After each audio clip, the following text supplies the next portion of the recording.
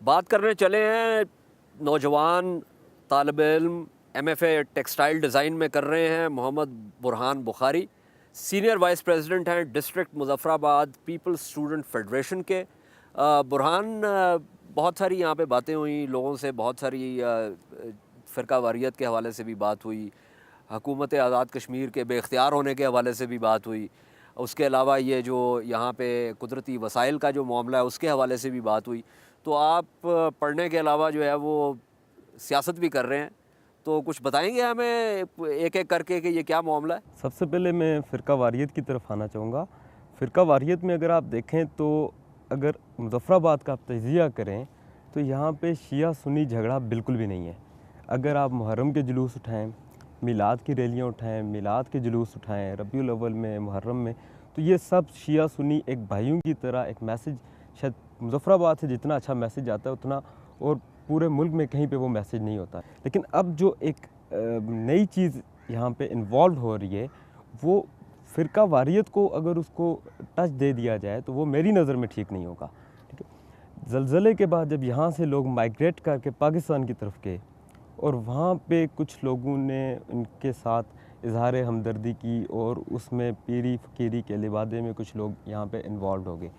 कुछ दहशतगर्द तंजीमें, नाम नहाद जहादी तंजीमें, दहशतगर्द हैं, वो यहाँ पे आई, रिलीफ़ के उसमें आई और यहाँ पे उनने जो कुछ किया वो सबको पता है। यहाँ पे हमारे बंदे शहीद किए, यहाँ पे उन्होंने खुलेआम दहशतगर्दी की। और अभी जो रिसेंटली वाक़या हुआ उसमें अगर आप चेक करें, देखें अगर उसका ये थोड़ा शाम सा आशूर का जो जी वाक़या है। शाम आशूर में जो हुआ उसका अगर ताना बाना जोड़ा जाए तो पहले 2-3 वाक़यात यहाँ पर हुए जो कि नाकाम बना दिए गए और ये भी जो वाक़या हुआ उसमें देखा जाए तो बाहर की इन्वॉल्वमेंट तो है ही है, गैर मुल्की हाथ को भी नज़रअंदाज नहीं किया जा सकता। लेकिन यहाँ पे अब कुछ ऐसे लोग आकर आबाद हो चुके हैं जिनको कुछ अनासर ऐसे हैं जो शेल्टर दे रहे हैं। यहाँ पे कुछ ऐसे मदारिस कायम हैं जो ऐसा लिटरेचर दे रहे हैं जिनके लिए ना शिया इम्पोर्टेंट है ना बरेलवी इम्पोर्टेंट है। अगर देखा जाए तो सिर्फ इन दो फ़िरकों पर, इन दो मसालिक पर क्यों अटैक हो रहे हैं, ये चीज़ बहुत इम्पोर्टेंट है और ये आला हुकाम को देखना चाहिए, इस पर चेक करना चाहिए।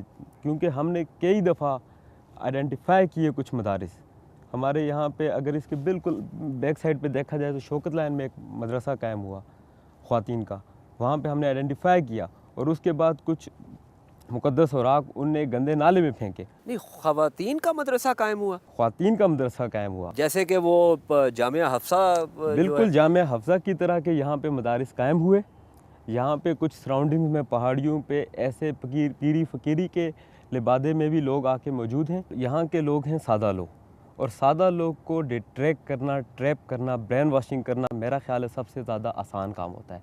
यहाँ पे ख़वातीन की भी सिचुएशन ऐसी है। उसके बाद ये कह रहे हैं छोटी जनरेशन पे ज़्यादा काम, और इसी तरह ख़वातीन के इनके मदारिस हैं, इनने कुछ ऐसी ट्रेन कर दी हुई हैं ख़वातीन जो अब हॉस्टल्स में जा रही हैं, जो मुख्तलिफ़ जगहों पे जाके लेक्चर डिलीवर्स कर रही हैं और ऐसा माहौल पैदा किया जा रहा है जहाँ पे। ये आप यूनिवर्सिटी में पढ़ रहे हैं, वहाँ पे भी ऐसा माहौल है? नहीं, यूनिवर्सिटी में ऐसा माहौल नहीं है, लेकिन अब की जो सूरत हाल आपको मैं बता रहा हूँ उसमें यह है कि हॉस्टल्स में, जो प्राइवेट हॉस्टल्स हैं, वहाँ पे लेक्चर डिलीवर करने जा रही हैं।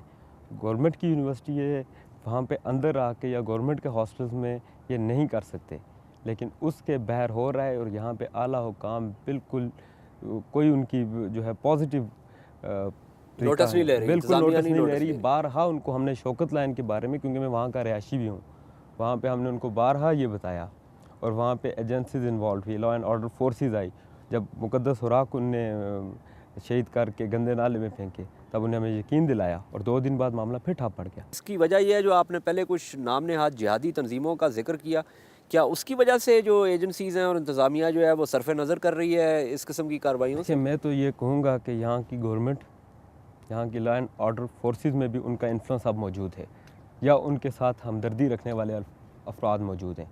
और मेरी ये रिक्वेस्ट होगी फेडरल गवर्नमेंट से कि वो इसका नोटिस लें और हमारे शहर जो एक बेहतरीन माहौल का शहर था, जहाँ पे कोई शिया सुन्नी नहीं, फसाद वैसे नहीं मुझे ये बड़ी एक सितम ज़रीफ़ी की बात है कि आप रहने वाले मुज़फ़्फ़राबाद के हैं, कश्मीरी हैं आप, तो आप जो है वो दरख्वास्त कर रहे हैं वफाकी हुकूमत से, अपनी आज़ाद कश्मीर हुकूमत से क्यों नहीं करते? सर, आज़ाद कश्मीर हुकूमत एक बेजान हुकूमत है और यहाँ पे जो होता है वो आपको पता है। हुकूमत के ऊपर एक और हुकूमत मौजूद होती है। यहाँ पे चीफ सेक्रेटरी लोकल नहीं हो सकता। यहाँ पे जीओसी मरी जो हैं कंट्रोल कर रहे हैं, ठीक है। यहाँ के वसाइल यहाँ के मतलब नहीं आप है। ये कह रहे हैं कि 12 डिवीज़न जो मरी में बैठा हुआ है, जी जी, उसके जो जनरल ऑफिसर कमांडिंग है वो कंट्रोल करते हैं बिल्कुल इसको? कंट्रोल करते हैं। यहाँ के वसाइल जब यहाँ के नहीं हैं, हमारे मुजफ्फराबाद से बिजली पैदा होती है जागरां से, वो एबटाबाद जाती है और यहाँ से वो सस्ती जाती है और वापस हमें ही महंगी मिलती है। लोड शेडिंग सबसे ज़्यादा यहाँ पे, हमारे वसाइल हमारे नहीं हैं, हमारी रैल्टी हमारी नहीं है। मंगला की रैल्टी अगर आप देखें तो एक आम अंदाजे के मुताबिक 125 अरब बनती है मंगला की रैल्टी, और हमें भीख के तौर पे अगर बजट 30-35 अरब मिलता है, ठीक है, तो मेरा नहीं ख्याल कि इट इज़ अनफ। तो ये जिन ख्यालात का आप इजहार कर रहे हैं, ये क्या उमूमी लोगों के ख्यालात यही हैं? देखिए, अब अगर एहसास महरूमी पैदा हो रहा है, अगर एहसास महरूमी पैदा हो रहा है तो मेरा ख्याल है कि सब में हो रहा है।